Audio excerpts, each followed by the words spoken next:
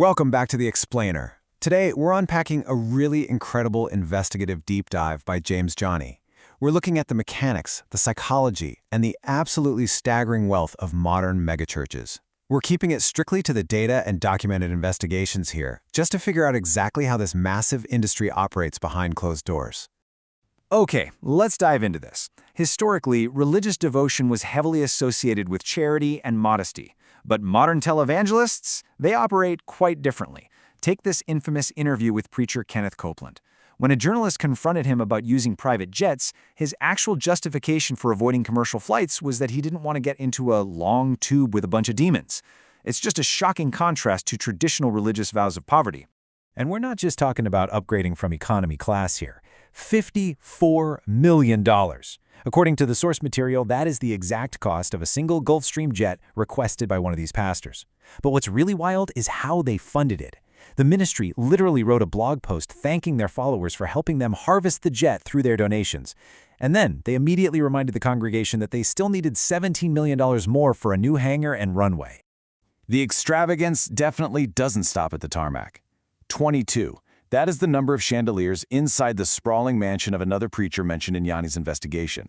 And the thing is, these leaders aren't hiding this wealth. They openly broadcast it. As the source points out, to their massive congregations, the mansions, the fleets of private jets, the designer sneakers, none of it is seen as hypocritical at all. So, this brings us to a really vital question. How did spiritual devotion turn into a multi-million-dollar corporate empire? I mean, how do followers willingly and enthusiastically fund these luxury lifestyles for their leaders? Well, let's strip away the flashy surface and look at the financial engine making it all possible. The source material points directly to a very specific theological movement that justifies this staggering wealth. It's essentially the engine behind the entire empire, the prosperity gospel. So what exactly is it? The prosperity gospel is the doctrine that God inherently wants believers to be prosperous, financially, physically, relationally, the whole shebang. Followers of this movement are actually sometimes taught that they're little gods. The concept here is that because humans are made in the image of God, believers possess a sort of divinity that lets them literally bring wealth and health into existence just through sheer belief and the words they speak. Now, what's really interesting about this slide is how it completely twists the traditional concept of donating to a church. Traditionally, tithing meant giving 10% of your wealth for charity and operations, helping the poor, keeping the lights on. It was a selfless act. But prosperity tithing, it's entirely transactional. It frames your donation as a seed you're sowing, complete with an explicit promise of a personal financial harvest in return. It's a literal return on investment. Look at this quote from the investigation. It shows exactly how church donations are pitched to the audience. It's not about charity. It's an investment to cure your own financial or physical woes. Followers are basically told, hey, you can't expect a harvest if you don't sow seed. It turns the preacher into a financial proxy for God, where handing over your money is treated like a deposit into a divine bank account. And let me tell you, this business model is incredibly lucrative. Plus, it's no longer just an American phenomenon. It's being exported globally. Take this number, $150 million. That's the estimated net worth of Nigerian pastor David Oyedepo, cited in the source as a prime example of this.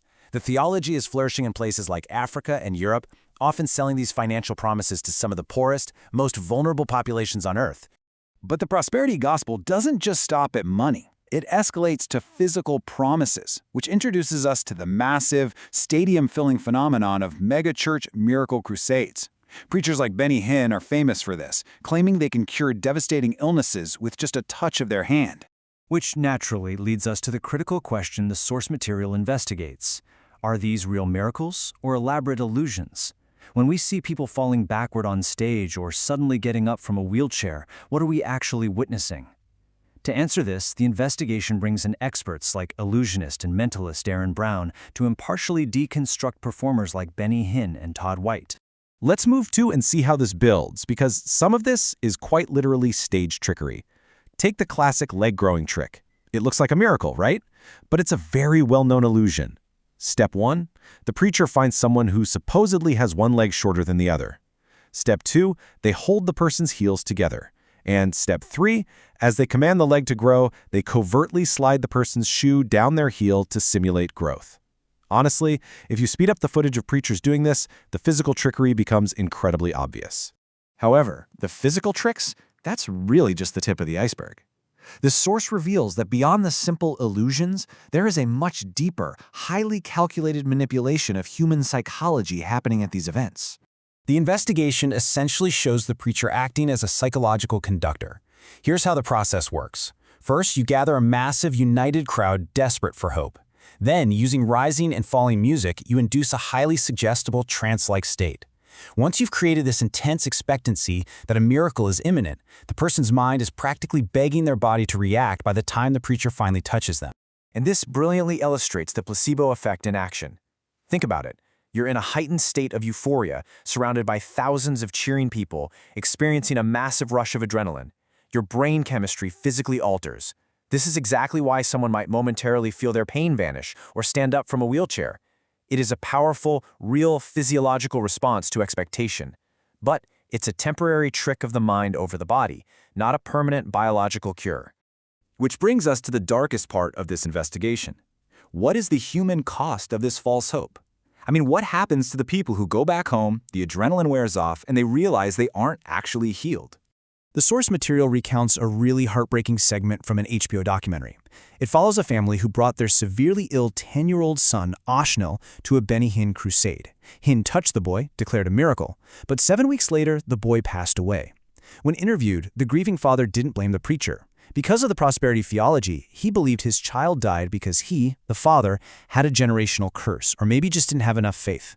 It's devastating. Victims are taught to blame their own lack of faith for their tragedies, which perfectly shields the preacher from any blame. So, the crucial point is that this hasn't gone unnoticed, even within religious circles. As the source highlights, there is fierce pushback. Watchdogs like the Trinity Foundation actively investigate the shady finances of televangelists. Traditional preachers, like John Piper, fiercely combat this theology, calling it a complete deception. Critics both inside and outside the church are aggressively demanding accountability. As we wrap up today's explainer, I want to leave you with a provocative final thought. Hope, community, purpose. These are incredibly powerful human needs. But when those fundamental needs are monetized, packaged, and sold for millions of dollars under the guise of guaranteed miracles, where exactly is the line between faith and exploitation? Thanks so much for joining me to unpack this investigation. Keep questioning everything, and I'll catch you in the next explainer.